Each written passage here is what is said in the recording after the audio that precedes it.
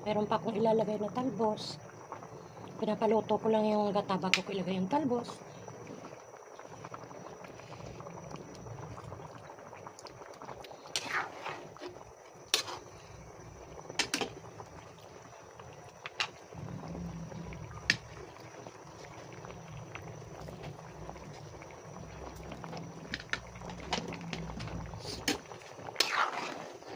Para ano kasi yung talbos, saglit lang yan eh.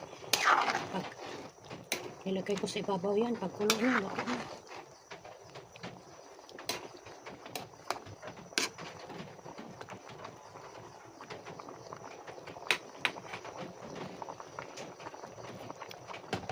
Sarap.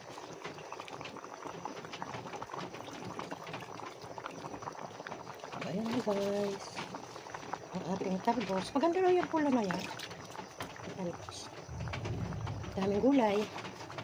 Tama lang yan. Kahit gulay lang, pwede na.